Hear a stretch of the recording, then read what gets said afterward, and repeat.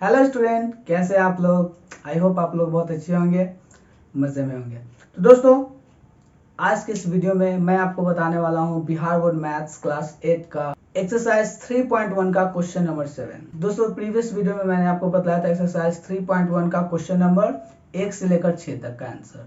अब इस वीडियो का सिर्फ एक क्वेश्चन बचा हुआ है, तो चलिए जल्दी से इस क्वेश्चन को क्लियर करते हैं और फिर हम लोग 3.2 में बढ़ेंगे।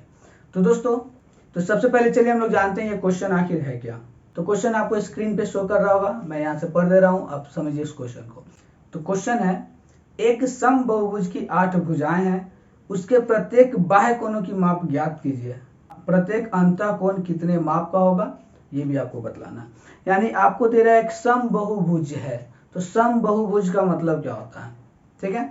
तो सबसे पहले ये जानते हैं। तो दोस्तों, जैसा कि आप जानते हैं, सम का मतलब होता है इक्वल, बराबर, ठीक है। और बहुभुज का मतलब होता है दो या दो से अधिक भुजाओं से बने हुए आकृति। तो सम बहुभुज है और इसकी भुजा बोल रहा है जो 8 इसमें भुजा है, यानी कि 8 भुजा होता है, तो वो कौन सा आकृति होता है, अष्टभुज, ठीक है। तो ये एक अष्टभुज आपको फिगर में दे रहा है और बोल रहा है ये सम बहुभुज है, यानी कि इसके सभी 8 भुजाएं बराबर लंबाई की है। और आपको निकालना है कि इसके हर एक बाह्य कोण का माप। चूंकि ये फिगर अष्टभुज है, तो जब अष्टभुज है तो इसके बाह्य कोण भी क्या होंगे, 8 होंगे।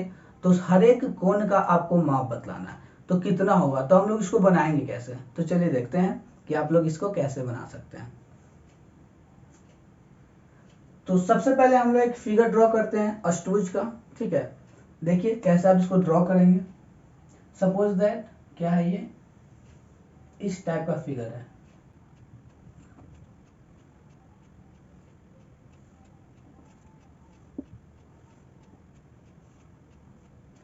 यानी आपका फिगर कुछ इस प्रकार का आएगा। अब इसमें हम लोग काउंट करते हैं कि क्या इसमें 8 भुजा है या नहीं है। तो देखिए 1 2 3 4 5 6 7 8, तो ये 8 भुजा आपका हो चुका है, ठीक है। तो इसमें 8 बाह्य कोण भी होगा। बाह्य कोण क्या होता है, तो किसी भी भुजा को अगर हम आगे की ओर बढ़ाते हैं, ठीक है, तो उसमें बाहर की ओर एक कोण बनता है, जिसे हम लोग क्या बोलते हैं, बाह्य कोण बोलते हैं। अब जैसे मान लीजिए इसमें हम इस भुजा को आगे बढ़ाते हैं, ठीक है, तो एक ये हो सकता है। इसमें अगर इस भुजा को आगे बढ़ा दे तो यहाँ पे एक कोण बना, ठीक है। इसमें इसको आगे बढ़ा दे तो यहाँ पे एक कोण बना, इसमें इसको आगे बढ़ा दे तो यहाँ पे एक कोण बना, फिर इसको आगे बढ़ा देंगे, यहाँ एक कोण बना, फिर इस भुजा को आगे बढ़ा दे तो यहाँ पे एक कोण बना, फिर इस भुजा को आगे बढ़ा देते तो यहाँ एक कोण बना, और फिर इस भुजा को भी आगे बढ़ा देते तो यहाँ भी एक कोण बना। तो ये जितने भी कोण है, ये लीजिए 1 2 3 4 5 6 7 8, तो ये सभी बाह्य कोण होंगे, क्योंकि ये बाहर की ओर बन रहा है। अब आपको बतलाना क्या है कि इसका प्रत्येक जो बाह्य कोण है वो कितने डिग्री का होगा। तो इसको बतलाएंगे हम लोग कैसे, पहले आप इस चीज को समझिए कि आप इसको बता कैसे सकते हैं।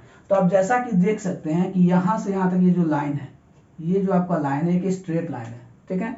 और स्ट्रेट लाइन पे दो एंगल बन रहा है, एक बाहर की ओर एक अंदर की ओर, यानी एक अंतः कोण बन रहा है और एक बाह्य कोण बन रहा है, ठीक है।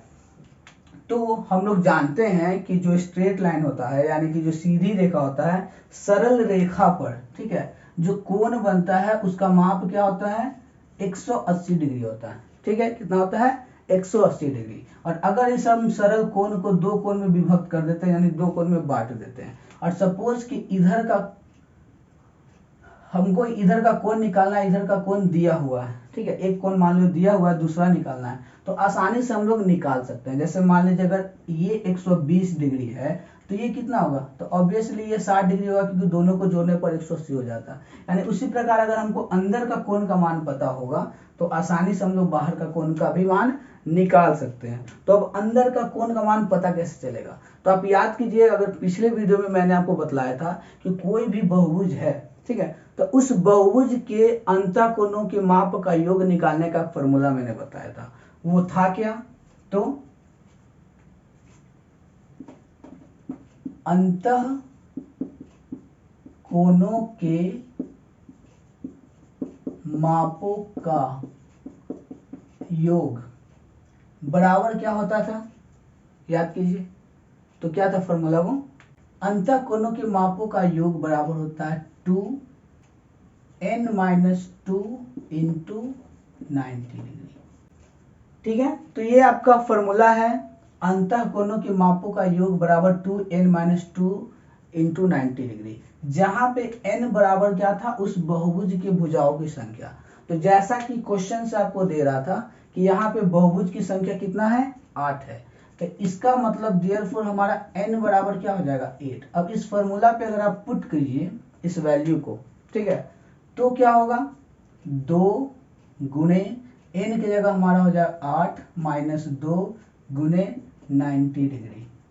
अब हम लोग क्या करेंगे, 2 गुणे, इसमें इस ब्रैकेट को हल करेंगे पहले। तो 8 में से 2 जाएगा तो कितना बचेगा, 6 गुणे ये हो जाएगा 90 डिग्री। अब तीनों को गुना कर दीजिए, 6 दूना होता है 12 गुणे 90 डिग्री, तो 12 नमा कितना होता है 108, यानी कि ये 0 हो जाएगा एक, यानी कि आपको आएगा 1080 डिग्री आएगा इसके अंतः कोणों के मापों का योग।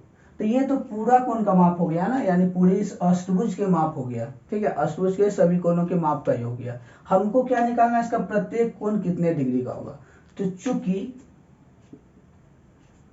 जो इसमें भुजाओं की संख्या वो कितना है, 8 है, ठीक है, तो अगर हम इस 8 से इसको डिवाइड कर दें तो प्रत्येक भुजा का माप आ जाएगा, है ना। तो देयरफॉर क्या हो जाएगा, एक भुजा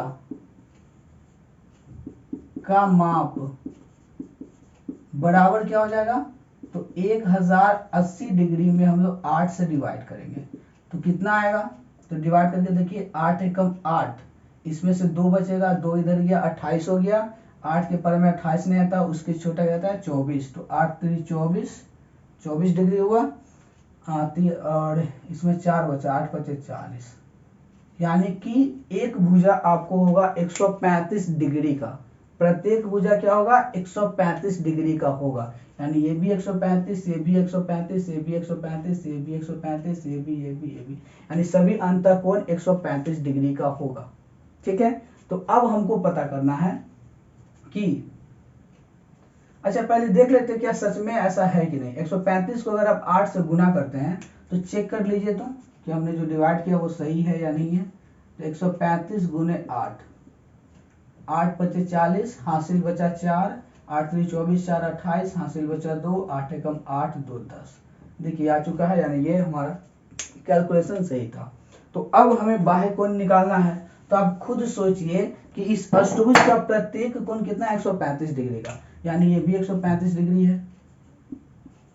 तो अगर ये 135 डिग्री और ये एक सरल कोण है, यानी कि 180 डिग्री का कोण है, तो अंदर का अगर 135 डिग्री है तो बाहर का कोण कितना डिग्री का होगा, यानी आपको बस गेस करना है कि 135 में कितना जोड़े कि ये 180 हो जाए, ठीक है।